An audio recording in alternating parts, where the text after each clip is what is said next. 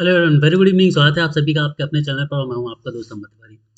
तो आप सभी को पता है कि आपके केवीएस और एनवीएस के एग्ज़ाम हैं, ठीक है। और ये 14 तारीख को का एग्ज़ाम है, जस्ट अराउंड द कॉर्नर है।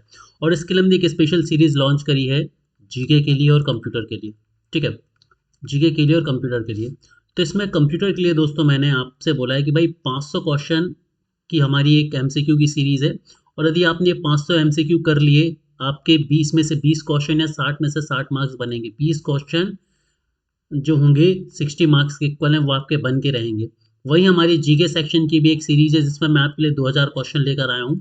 इसमें history, geography, polity, economics, science सभी कुछ मिक्स है, ठीक है। और मिसलेनियस भी। और इसमें यदि ये 2000 क्वेश्चन आपने कर लिए तो भाई 20 क्वेश्चन आपके जीके के कोई नहीं ले सकता। अब आप या तो इन सारे सब्जेक्ट को पढ़ लीजिए अलग अलग से, या फिर मेरे इन 2000 क्वेश्चन को लगा लीजिए, ठीक है। तो जीके के लिए पार्ट 2 है। पार्ट 1 ऑलरेडी आ चुका है। तो यदि आपने अभी तक चैनल को सब्सक्राइब नहीं करा है तो चैनल को सब्सक्राइब कर लीजिए, क्योंकि मेंस के लिए भी हमारे कोर्सेज आएंगे और प्री के लिए हम इस तरह के कोर्सेज अवेलेबल करा रहे हैं। आप चाहें तो इस पीडीएफ को परचेस कर सकते हैं। इसके लिए आपको 88 71 95 80 73 पर मुझे व्हाट्सएप मैसेज करना है, ठीक है। व्हाट्सएप मैसेज आपको मुझे इस पर करना है, क्लियर। और इसकी जो प्राइस है वो 149 रुपीज़ है। 149 कंप्यूटर के लिए और 149 ही जीके के लिए, ठीक है। तो यदि आप इनको परचेस करना चाहते हो तो फटाफट से मुझे व्हाट्सअप मैसेज कीजिए। ये गारंटीड है, यदि ये 500 क्वेश्चन और ये 2000 क्वेश्चन आपने कर लिए तो जीके और कंप्यूटर की टेंशन आपकी खत्म है। 60 दूनी 120 मार्क्स आपके गारंटीड आ जाएंगे इन 2500 क्वेश्चन से ही, ठीक है। तो एक एक मार्क्स बहुत ज़्यादा ज़रूरी है। आप अब देख रहे हैं हमारे इसमें क्या हो रहा है, बच्चों के साथ किस तरह की चीज़ें हो रही, इसीलिए केवीएस एनवीएस के लिए ज़रूरी है कि एक एक नंबर को बहुत ध्यान से सभी लोग करें, ठीक है। सो पार्ट 2 स्टार्ट करते हैं। पार्ट 1 में हमने हिस्ट्री के क्वेश्चन देखे थे। पार्ट 2 में आपको मिक्स्ड क्वेश्चन अब मैं कराने वाला हूँ सभी सब्जेक्ट के, ठीक है। तो चलो आगे बढ़ते हैं फटाफट से। तो सहकारी सोसाइटी से संबंधित प्रावधान का वर्णन कहाँ पर किया गया है? भाग 9 खा में, पार्ट 9 बी में संविधान के। अगला क्वेश्चन है, भारतीय संविधान में अनुसूचित अनुसूचित जाति और जनजाति क्षेत्र का वर्णन कहाँ पर किया गया है? तो भाग 10 में। लोगों को लगेगा कि मैं फास्ट चलता हूँ, तो बिल्कुल फास्ट चलूंगा। क्यों? क्योंकि मेरी 30 से 40 मिनट की ही क्लास हुआ करेगी हमेशा। और ये किसी भी आपके यूट्यूबर की 1 से 1.5 घंटे की क्लास से ज़्यादा बेहतर होगी, उससे ज़्यादा कंटेंट मैं आपको डिलीवर करूंगा। क्यों? क्योंकि हम कोई फालतू की बात यहाँ पर नहीं करते, किसी तरह का टाइम पास मैं यहाँ पर नहीं करता, ठीक है। चलो बढ़ते हैं आगे। यदि आप सीरियस एस्पिरेंट है जो सिर्फ पढ़ना चाहते हैं एग्जाम के कुछ दिन पहले, इंटेंस स्टडी आप करना चाहते हैं, कम समय में ज़्यादा से ज़्यादा क्वेश्चन आप करना चाहते हैं, हमारे चैनल को सब्सक्राइब जरूर कर लें। भारतीय संविधान में अनुसूचित जातियों से संबंधित अनुच्छेद हमें कहाँ देखने को मिलता है? तो 341 अनुच्छेद हमें देखने को मिलता है। संघ लोक सेवा आयोग का वर्णन किस अनुच्छेद में है? तो ये अनुच्छेद 315 में। और मैं बता दूं कि ये सारे क्वेश्चन आपको शानदार शानदार एग्जाम्स में पूछे गए क्वेश्चन से, जिन्हें मैंने वन लाइनर में कन्वर्ट कर दिया है, ठीक है। मतलब इससे ज्यादा स्टैंडर्ड्स के क्वेश्चन आपको कहीं नहीं मिलेंगे, प्रैक्टिस के लिए ये गारंटीड है। वित्तीय आपातकाल का प्रावधान कहाँ पर देखने को मिलता है? तो 360 में देखने को मिलता है। और इंडिया में आज तक एक भी बार वित्तीय प्रावधान नहीं लगा है, वित्तीय आपातकाल नहीं लगा है। इसके अलावा आपको याद रखना होगा 352, 356 और 360, ये 3 इमरजेंसीज हैं, ठीक है। अब तीनों कौन कौन सी इमरजेंसी से आप मुझे बताइए, ठीक है। ये 356 राष्ट्रपति शासन है, ये इमरजेंसी है, और ये फाइनेंशियल इमरजेंसी, याद रखेंगे। अनुच्छेद 351 का संबंध किससे है? तो हिंदी भाषा के विकास से संबंधित है, ठीक है। अगला क्वेश्चन है, धन विधेयक के संबंध में प्रावधान संबंधित संविधान के किस अनुच्छेद में वर्णित है? ठीक है। तो धन विधेयक या मनी बिल का जो प्रोविजन है ये अनुच्छेद 110 में देखने को हमें मिलता है। अगला क्वेश्चन है, संवैधानिक तंत्र की विफलता की स्थिति में राज्यों में राष्ट्रपति शासन का प्रावधान है। अनुच्छेद 356 अभी आपको बताया मैंने, ठीक है। अगला क्वेश्चन है, न्यायिक पुनर्निरीक्षण यानी जुडिशियल रिव्यू, जुडिशियल रिव्यू किससे संबंधित है? Article 137, article 137। अगला क्वेश्चन है, किन राज्यों में संविधान का भाग 9 लागू नहीं होगा जब तक कि वह राज्य एक संकल्प द्वारा इस भाग के विस्तार में अपने राज्य को नहीं कर देगा? तो मिजोरम, मेघालय एवं नागालैंड, एमएमएन, ठीक है ना, एमएमएन।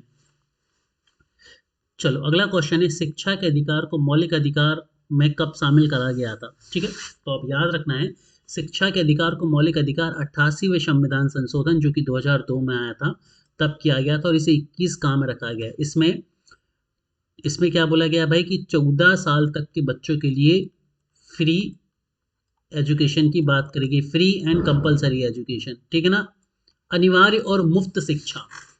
अगले क्वेश्चन की तरफ हम चलते हैं, 73वां और 74वां संविधान संशोधन किससे संबंधित है? 73वां संविधान संशोधन ग्राम पंचायतों से और 74वां संविधान संशोधन किससे संबंधित है? नगर पंचायतों से है, याद रखना है। ठीक है, ये 1993 में आए थे और दोनों ही। अगला क्वेश्चन है, भारतीय संविधान में 88वें संविधान संशोधन 2003 द्वारा क्या शामिल किया गया है? ठीक है, तो अनुच्छेद 268 का को लिया गया और इसमें सेवा कर यानी कि सर्विस टैक्स को लेकर आए थे। सर्विस टैक्स के प्रोविजन को हम लेकर आए थे 88वें संविधान संशोधन से, याद रखना है सभी को। चलो अगला क्वेश्चन है, भारतीय संविधान के अंतर्गत 11वीं अनुसूची में शामिल है पंचायतों की शक्तियां, प्राधिकार और उत्तरदायित्व। याद रखना 11वीं और 12वीं दो अनुसूचियां जुड़ी गई थी। 11वीं पंचायतों के लिए है, 12वीं नगर निकायों के लिए है। ठीक है, ये 1993 में हुए 73rd and 74th constitutional amendment act के जरिए आए थे। ठीक है, इंपॉर्टेंट ये चीजें याद रखना तुम्हें। अगला क्वेश्चन है, कौन संविधान के अनुच्छेद 21 के दायरे में आता है? तो प्राण एवं दैहिक स्वतंत्रता का संरक्षण आता है और ऐसा बोला जाता है कि 352, 356 और 360 जब इमरजेंसी लागू होती हैं तो अनुच्छेद 21 को छोड़ सभी अधिकार जो है वो लुप्त हो जाते हैं, लेकिन 21 हमेशा बना रहता है। इमरजेंसीज में भी 21 नंबर का जो संवैधानिक अधिकार है वो आपका मौलिक अधिकार है जो बना रहता है, ये आपको याद रखना है। ठीक है, इन इमरजेंसी में सारे अधिकार आपसे छीन ले जाते हैं बट 21 को आपसे नहीं छीना जा सकता है। ठीक है, चलो अब इस तरह से यदि आप चाहते हैं कि आपका रिवीजन होता रहे फटाफट और 20 नंबर के लिए आप बहुत ज़्यादा थ्योरी डिटेल में नहीं पढ़ना चाहते और आप 20 में से ज़्यादा क्वेश्चन स्कोर करना चाह रहे हैं, इस पीडीएफ को कंप्लीट करके ही जाना है। इस पीडीएफ को नहीं पढ़ा तो पछताओगे। ठीक है, अगला क्वेश्चन है, हु कम्स सॉरी ये हो गया, संविधान सभा में भारतीय संविधान का तृतीय वाचन कब प्रारंभ हुआ था? तो ये 17 नवंबर 1949 को हुआ था। ठीक है, अगला क्वेश्चन है, भारतीय संविधान की व्याख्या करने वाला अंतिम प्राधिकारी कौन था? अंतिम प्राधिकारी कौन है? तो यह उच्चतम न्यायालय है। ठीक है ना, final authority supreme court interpret करेगा कॉन्स्टिट्यूशन को। किस अनुच्छेद में यह व्यवस्था है कि सभी अल्पसंख्यकों को अपनी रुचि की शिक्षण संस्थाओं की स्थापना एवं प्रशासन का अधिकार होगा? तो अनुच्छेद 30 में है, ये अल्पसंख्यकों से संबंधित है। अगला क्वेश्चन है, कोहिलो केस भारत के संविधान की किस अनुसूची से संबंधित है? तो जो कोहिलो केस है ये 9वीं अनुसूची से संबंधित है। चलिए एक क्वेश्चन है, भारत के संविधान में कुल कितनी अनुसूचियां, जल्दी से बताओ मुझे कमेंट सेक्शन में सभी लोग। मार्च 2018 में भारत के किस राज्य में अपना राष्ट्र ध्वज अनावरण किया था? तो कर्नाटक में। अगला क्वेश्चन है, भारतीय संविधान के 70वें संशोधन द्वारा भारत के राष्ट्रपति के चुनाव में जिन 2 केंद्र शासित प्रदेशों को भाग लेने का अधिकार दिया गया था वो है दिल्ली एवं पौंडीचेरी, याद रखना आपको। ठीक है, दिल्ली और पौंडीचेरी की विधानसभाओं को भी अधिकार है राष्ट्रपति के चुनाव में भाग लेने का। ठीक है, इसके अलावा लोकसभा, राज्यसभा के लोग मत करते हैं। ठीक है, स्टेट असेंबलीज के मेंबर्स वोट करते हैं और दिल्ली और पौंडीचेरी के मेंबर्स वोट करेंगे। बाकी सारी जितनी भी आपकी यूनियन टेरिटरीज हैं, केंद्र शासित प्रदेश हैं, उनको अधिकार नहीं है। अगला क्वेश्चन है, किस अधिनियम के अंतर्गत जम्मू कश्मीर राज्य को संविधान के अधीन विशेष दर्जा प्राप्त है? तो इंडियन इंडिपेंडेंस एक्ट 1947, भारतीय स्वतंत्रता अधिनियम 1947 के तहत विशेष दर्जा प्राप्त है, नहीं था। कब हटाया गया, किस संविधान संशोधन से हटाया गया, ये आप लोग बताएंगे मुझे। संघीय क्षेत्रों को प्रतिनिधित्व प्राप्त है संसद के दोनों सदनों में। चलो अगला क्वेश्चन है, भारत का एक नागरिक अपनी नागरिकता को खो देगा यदि वह भारत की नागरिकता का परित्याग करता है या किसी और देश की नागरिकता को ग्रहण करता है। मतलब यदि वो किसी और देश की नागरिकता को ग्रहण करेगा तो भी खो देगा। ठीक है, और परित्याग करेगा तो भी खो देगा। अगला है, किस बात के फैसले में सर्वोच्च न्यायालय ने सर्वप्रथम घोषित किया कि प्रस्तावना संविधान का हिस्सा नहीं है? बेरुवारी वाद 1960 में, और फिर 1971 में कौन सा हुआ था केस? केशवानंद भारती केस। 76 हुआ था, 76 में केशवानंद भारती केस हुआ था जिसमें बोल दिया गया था कि अभिन्न अंग है। चलो भारतीय संसद के भाग है राष्ट्रपति, लोकसभा, राज्यसभा, यानी कि भारतीय संसद 3 लोगों से मिलकर बनती है, प्रेसिडेंट से, राज्यसभा से, लोकसभा से, याद रखना है। अगला क्वेश्चन है, अनुसूचित जाति जनजाति को किस अनुच्छेद के अंतर्गत मौलिक सामाजिक आर्थिक और राजनीतिक तथा सांस्कृतिक अधिकार है? तो ये अनुच्छेद 17 से है ना। इसे बोलते हैं अनटचेबल्स के लिए। कौन सा अनुच्छेद भारतीय राष्ट्रपति के महाभियोग से संबंधित है? तो 61। और महाभियोग के लिए क्या जरूरी है भाई कि 14 लोगों के 14 दिन पहले राष्ट्रपति को आपको बताना पड़ेगा, 1/3 के साइंग होना चाहिए और 2/3 जो है वो फेवर में वोट करना चाहिए, फेवर वोटिंग 2/3, साइंग 1/3 और 14 दिन पहले राष्ट्रपति को बताना पड़ेगा। ये 3 क्लॉज याद रखना, क्वेश्चन आ सकता है। ठीक है, अनुच्छेद 61 है, किससे संबंधित? महाभियोग से संबंधित है। 14 दिन पहले राष्ट्रपति को आपको बताना पड़ेगा कि आप महाभियोग चलाने वाले हैं, क्यों क्यों चलाने वाले हैं। 1/3 लोगों के साइन होने चाहिए उस लेटर पर जब आप प्रस्ताव पारित करते हैं महाभियोग का, और 2/3 लोग यदि फेवर में वोट देते हैं महाभियोग के तो महाभियोग लग जाता है। ठीक है, इस तरह से पढ़ना, और इस तरह से तुम थ्योरी में नहीं पढ़ पाओगे, मुझसे ही पढ़ पाओगे। तो फटाफट से चैनल को सब्सक्राइब कर लो। लोकसभा के अध्यक्ष के बारे में कौन सा कथन सही नहीं है? उसके पास 17 वर्षांत के बाद भी सदन को बुलाने की शक्ति है, नहीं है। चलो आगे बढ़ते हैं। प्रोटेम स्पीकर सामान्यतः किसे नियुक्त किया जाता है? तो नवनिर्वाचित लोकसभा के वरिष्ठतम सदस्यों में से एक को।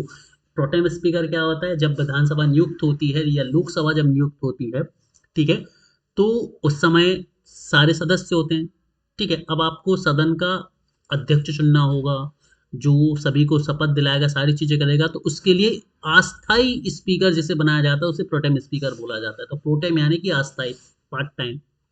अगला है, राज्य का सर्वप्रथम गठन किस वर्ष हुआ था? राज्यसभा का सर्वप्रथम गठन 1952 में हुआ था, तब से ये लगातार चलती आ रही है। राज्यसभा कभी भी भंग नहीं होती है, इसके सदस्यों का कार्यकाल 6 वर्ष का होता है, और हर 2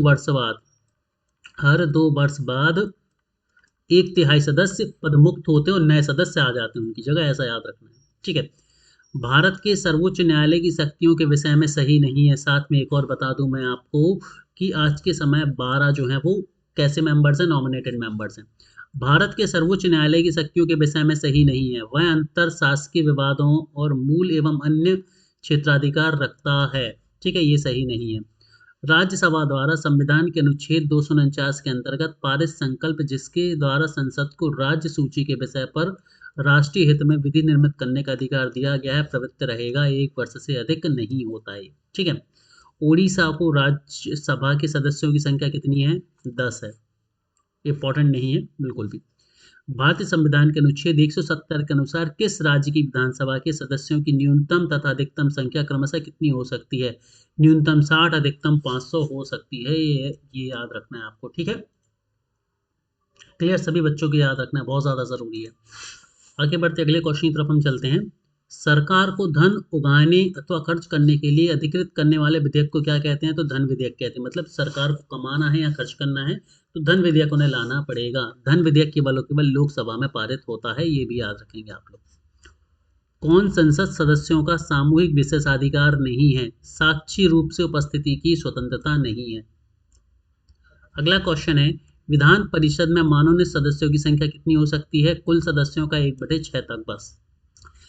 बजट मांगों को वित्तीय वर्ष के लिए पारित होने से पूर्व व्यय हेतु दी जाने वाली राशि क्या कहलाती है? लेखानुदान कहलाई जाती है।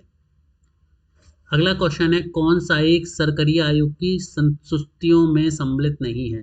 राज्य सरकारों द्वारा दिए गए पैनल से राज्यपाल का चुनाव किया जाए, ये उन्होंने नहीं कहा था। ठीक है, याद रखेंगे सभी लोग।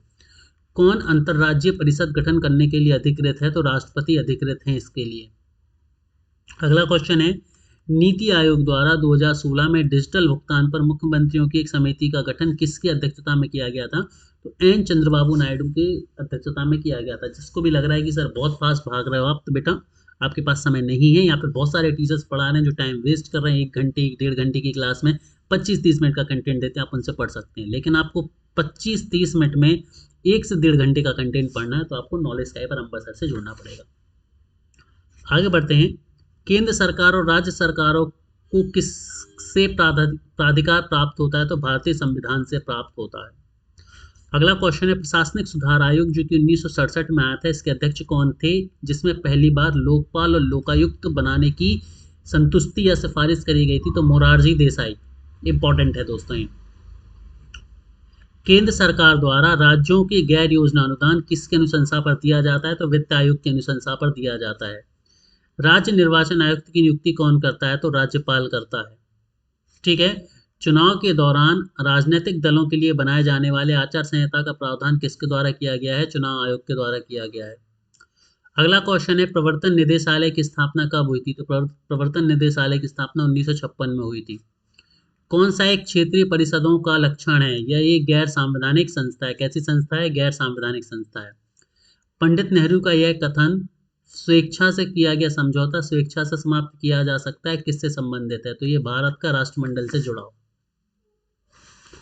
पंचायती राज संस्थाओं में महिलाओं के लिए आरक्षित स्थानों के संदर्भ में क्या प्रावधान है, तो भाई पहली चीज तो ये दिया गया है 243 का में। ठीक है, ये याद रखना है। पंचायती राज से संबंधित समितियों का कालानुक्रम क्या है, तो देखो सबसे पहले BR मेहता समिति जो कि 1957 में आई, फिर उसके बाद अशोक मेहता समिति बनी जो 1977 में आई, फिर राव समिति बनी जो 1985 में आई, फिर LM सिंघवी समिति बनी जो 1986 में आई। ये दोनों बहुत ज़रूरी हैं। इन्होंने 3 टायर सिस्टम बोला था, इन्होंने 2 टायर सिस्टम बोला था, बस इतना ही अंतर है। ठीक है, चलो। वह न्यूनतम जनसंख्या कितनी है जिसके नीचे 73वें संविधान संशोधन अधिनियम के अनुसार मध्यवर्ती स्तर पर पंचायत गठित नहीं की जा सकती, तो भाई 20 लाख जनसंख्या होने पर ही या इससे ज़्यादा होने पर ही पंचायत गठित की जाएगी, इससे नीचे नहीं। न्यायिक पुनरीक्षण यानी कि जुडिशियल रिव्यू शक्ति का परिसीमन किस वर्ष किया गया था, तो ये 1975 में किया गया था 38वें संविधान संशोधन के साथ। आगे बढ़ते हैं। किस संविधान संशोधन ने केंद्रीय मंत्रियों की संख्या को लोकसभा में कुल सदस्यों की संख्या के 15% तक सीमित कर दिया गया था, तो ये था 51वां संविधान संशोधन। किस ईयर आया था, किस वर्ष आया था, ये बताओ जरा मुझे सभी लोग। क्वेश्चन है आपके लिए, कमेंट सेक्शन में बोलेंगे सभी लोग। भारतीय संविधान की प्रस्तावना में धर्मनिरपेक्ष व समाजवादी शब्द किस संशोधन द्वारा जोड़े गए हैं, तो ये 42वें संविधान संशोधन द्वारा जोड़े गए हैं। शिक्षा जो आरंभ में राज्य सूची का विषय था, किस संशोधन के द्वारा संवर्ती सूची में भेज दिया गया था, तो 42वें संविधान संशोधन के द्वारा भेजा गया था जो कि 1976 में आया था। इसे हम बोलते हैं मिनी कॉन्स्टिट्यूशन, ये भी तुम्हें याद रखना है प्यारे बच्चों। ठीक है, अगला क्वेश्चन है 42वें संविधान संशोधन अधिनियम 1976 द्वारा अंतः स्थापित किए गए 11 मूल कर्तव्यों के लिए संवैधानिक प्रावधान कौन सा है, भाग 4 का अनुच्छेद 51 का, याद रखना है। अगला क्वेश्चन है भारत में सर्वोच्च न्यायालय का परामर्शदायी अधिकार किसे निर्दिष्ट होता है, तो ये सार्वजनिक महत्व के कानून तथा तथ्यात्मक मामलों में राष्ट्रपति को परामर्श दे सकते हैं। कौन दे सकता है राष्ट्रपति को परामर्श, केवल और केवल सर्वोच्च न्यायालय, सुप्रीम कोर्ट ऑफ इंडिया। अगला क्वेश्चन है कर्क रेखा भारत के किन किन राज्यों से होकर गुजरती है, बहुत इंपॉर्टेंट क्वेश्चन है हमारे इसके पॉइंट ऑफ व्यू से। देखो सारे क्वेश्चन इंपॉर्टेंट है जो इस PDF में है, लेकिन जिसमें मैंने इंपॉर्टेंट लगा दिया ना तो इंपॉर्टेंट का भी बाप है, फिर ऐसा समझ लो आप। गुजरात, राजस्थान, मध्य प्रदेश, छत्तीसगढ़, झारखंड, पश्चिम बंगाल, त्रिपुरा और मिजोरम। आगे बढ़ो। कौन शहर कर्क रेखा से सबसे निकटतम है, उज्जैन। ठीक है, चलो। किस यंत्र का भूकंप तरंगों से मापन किया जा सकता है, सिस्मोग्राफ के द्वारा। कौन सा हिमनद सबसे बड़ा है, सियाचिन गंगोत्री है ना, ग्लेशियर, सियाचिन गंगोत्री ग्लेशियर जो है वो सबसे बड़ा है। मिशिगन, सुपीरियर, ऑन्टारियो, ईरी में से कौन सी झील पूर्णतः संयुक्त राज्य अमेरिका में स्थित है, मिशिगन। भारत के किन राज्यों में थारू जनजाति निवास करती है, तो उत्तराखंड और उत्तर प्रदेश में थारू जनजाति निवास करती है। गैबन, गिनी बिसाऊ, गुयाना कौन अफ्रीका महाद्वीप में स्थित नहीं है, तो गुयाना नहीं है। कहाँ पर है, जल्दी से बताओ मुझे। किस देश समूह की सीमा इजराइल से लगी हुई है, लेबनान, सीरिया, जॉर्डन और मिस्र की। अगला क्वेश्चन है आर्कटिक महासागर का सबसे गहरा स्थान कौन सा है, यूरेशियन बेसिन जो है वो सबसे गहरा स्थान है। अगला क्वेश्चन है लाल सागर एक उदाहरण है अक्षीय द्रोणी का, एक्सियल थ्रू। शीत महासागर धारा नहीं है, अगुलहास धारा। ये उड़ते तीर है ना, ऐसे आगे एग्जाम में तो रो दोगे, इसीलिए पढ़ लो अभी। किसे यूरोप की तेल राजधानी कहा जाता है, तो एबरडीन को कहा जाता है यूरोप की तेल राजधानी। जोग जलप्रपात से नदी का उद्गम किसका है? सारावती नदी, जो कि कर्नाटक से होती है उद्गम। वर्षा की मात्रा निर्भर किस पर करती है? वायुमंडल में नमी पर। तांबा का उत्पादक देश चिली। आगे बढ़ते हैं। कौन सी नहर दक्षिण जर्मनी के आंतरिक जलमार्ग के रूप में प्रयोग की जाती है? तो लुडविग्स नहर को, लुडविग्स लेक को, कैनाल को याद रखना है। ब्राजील में विशाल कहवा बागानों को क्या कहा जाता है? फजेंडा। भारत में जलवायु परिवर्तन से सामाजिक तनाव बढ़ रहा है। मौसम की चरम दशा की बारंबारता एवं तीव्रता से खाद्य सुरक्षा पर गंभीर प्रभाव पड़ रहे हैं, इसीलिए तनाव बढ़ रहा है। विभिन्न प्रकार की मिट्टियों की जल धारण क्षमता का घटता हुआ क्रम क्या है?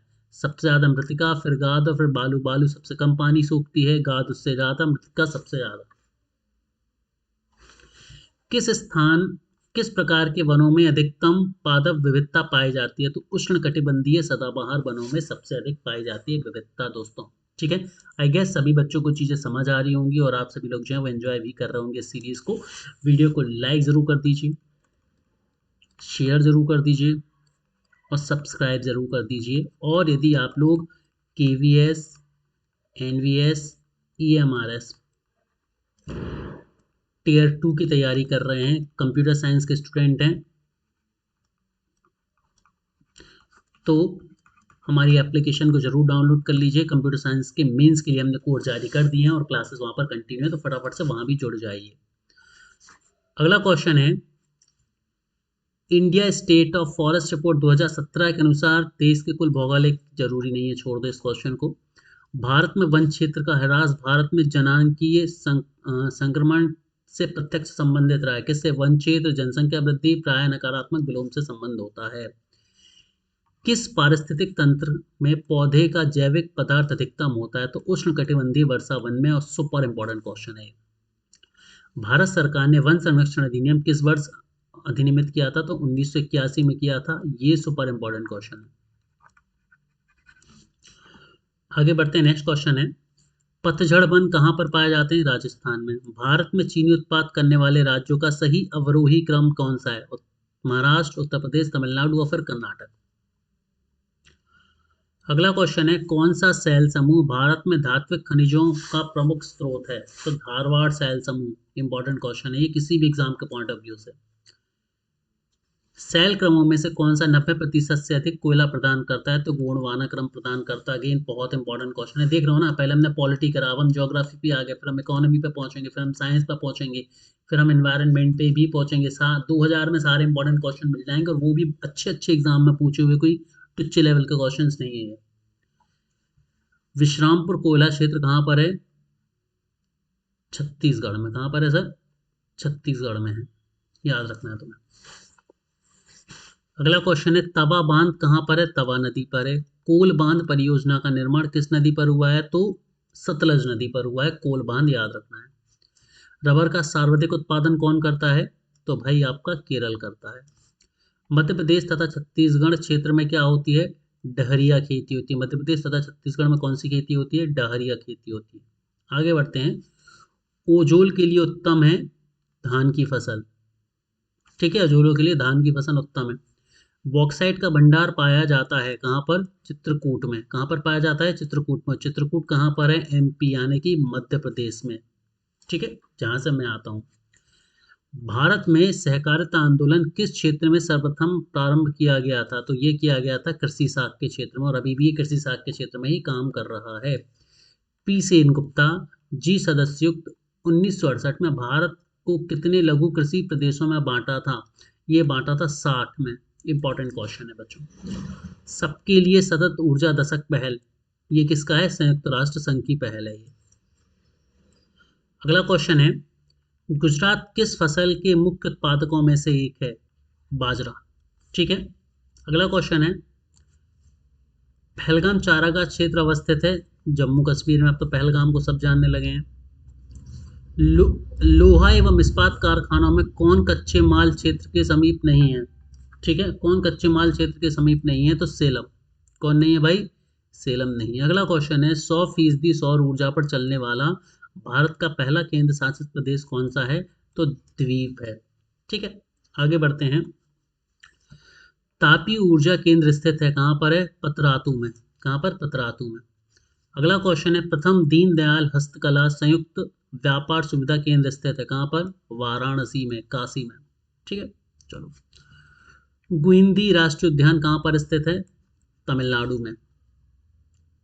अगला क्वेश्चन है, सतत विकास विशेष बल देता है मानवता को वर्तमान में आवश्यकताओं की पूर्ति इस प्रकार सुनिश्चित करने हेतु आगामी पीढ़ियों में साधनों की उपलब्ध समझौता ना हो, यानी कि सस्टेनेबल डेवलपमेंट की बात हो रही है यहाँ पर। भारत में जैव विविधता किस वर्ष पारित हुआ था? तो 2002 में।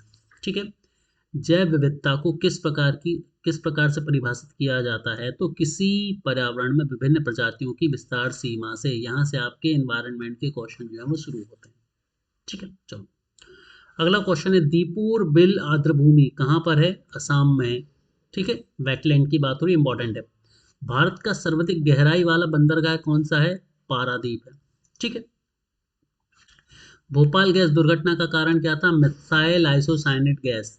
ठीक है, अगला क्वेश्चन है, पंडित दीनदयाल उपाध्याय पशु चिकित्सा विज्ञान विश्वविद्यालय एवं गौ रक्षा अनुसंधान संस्थान कहाँ पर है? मथुरा में।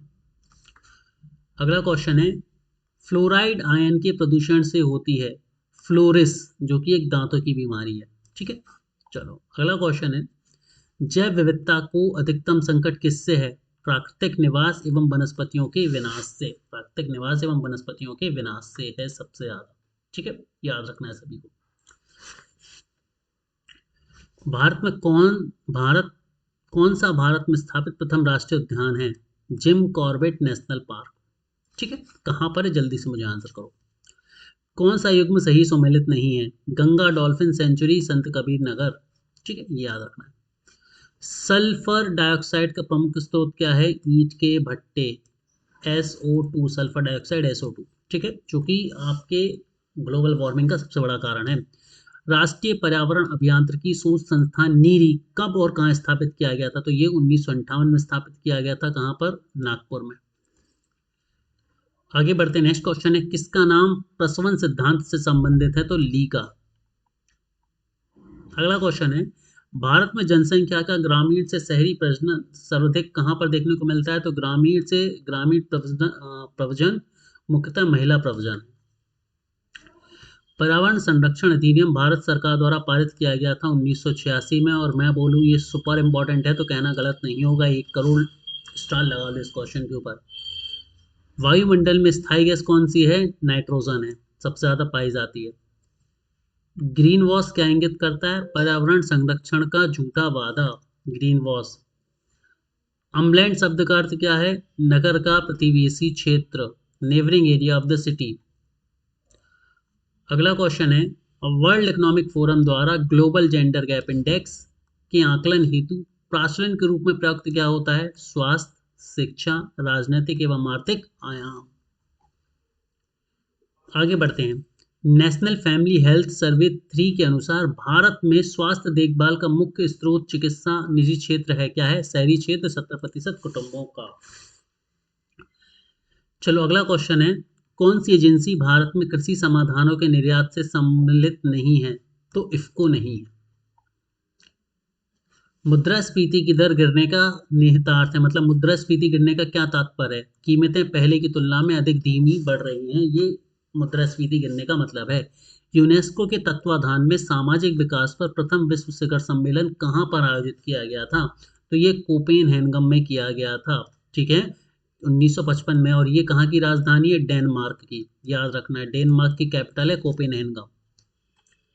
अगला क्वेश्चन है, भारतीय अर्थव्यवस्था को विकासशील श्रेणी में कौन दर्शाती है? कृषि, मुख्य व्यवसाय, मानव पूंजी की निम्न गुणवत्ता और प्रच्छन्न बेरोजगारी। अगला क्वेश्चन है, आर्थिक सर्वेक्षण 2015-16 के अनुसार किसे भारतीय अर्थव्यवस्था का चक्रव्यूह चुनौती माना जाता है? तो भारतीय अर्थव्यवस्था का समाजवाद से निर्गमन रहित सीमित बाजारवाद की ओर जाना। बहुत इंपॉर्टेंट है ये क्वेश्चन, इकोनॉमी यहाँ पर हम पहुंच गए हैं। भारत सरकार द्वारा अनुमोदित सक्षम परियोजना संबंधित है, हम इकोनॉमी पर आ चुके हैं। नवीन अप्रत्यक्ष कर के नेटवर्क से, from new indirect tax network. Important question. सामाजिक सुरक्षा अधिनियम 2008 के अंतर्गत प्रारंभ की गई राष्ट्रीय स्वास्थ्य बीमा योजना कवर करती है केवल असंगठित क्षेत्र के श्रमिकों को। इंपॉर्टेंट क्वेश्चन है फिर से एक बार। मेक इन इंडिया योजना किस वर्ष शुरू की गई थी? तो 25 सितंबर 2014 को मेक इन इंडिया शुरू करी गई थी। अटल पेंशन योजना कब शुरू करी गई थी? तो 9 मई 2015 को। किस वर्ष सुकन्या समृद्धि योजना शुरू करी गई थी? 22 जनवरी 1915 को। अगला क्वेश्चन है, प्रधानमंत्री जनधन योजना कब शुरू हुई थी? 26 अगस्त 2014 को। पंचायती सदस्यों के विकेंद्रीकरण की सिफारिशें की गई थी। बलवंत राय मेहता समिति, बलवंत राय के वो डायलॉग तो नहीं आ गया आपको संजय दत्त का यार। कौशल विकास योजना क्या बढ़ाती है? मानव पूंजी, स्किल, ह्यूमन कैपिटल। गरीबों का दुख की अवधारणा किससे संबंधित है? नक्शे से। ठीक है।